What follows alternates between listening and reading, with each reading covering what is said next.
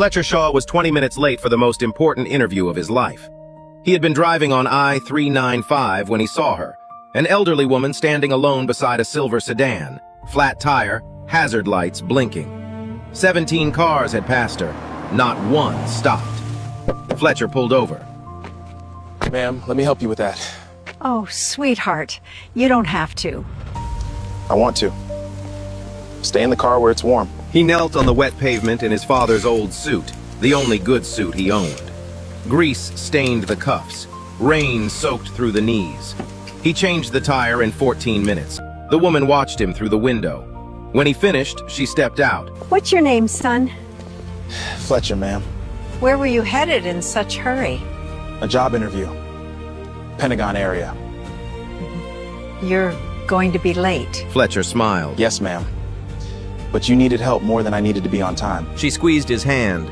He gave her his roadside assistance card and drove away. He arrived 20 minutes late. Colonel Hayes didn't let him speak. Late. Typical. You're disqualified. Get out. Fletcher nodded. He picked up his folder and turned toward the door. The door opened before he reached it.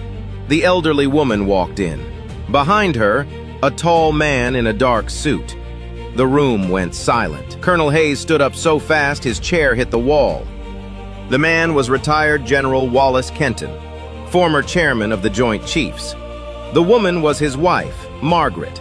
She had been driving herself home from a doctor's appointment, something she insisted on doing alone despite her husband's protests. The general looked at Hayes, then at Fletcher. My wife called me from the road. She said a young man in a worn suit missed his interview to change his own tire in the rain. He turned to Hayes. I'd like to know why he's being thrown out of a room I personally recommended him for. Hayes couldn't speak. Margaret walked to Fletcher. She took his grease-stained hand in both of hers. You were the only one who stopped, baby. The only one. By that afternoon, Fletcher had the job. Not because of the general, because 3 other officers in the room had watched the whole thing and voted unanimously. But what General Kenton told Fletcher privately that evening about his own son and why that stretch of highway meant more to him than Fletcher could imagine changed everything. Watch Part 2 to find out what he said.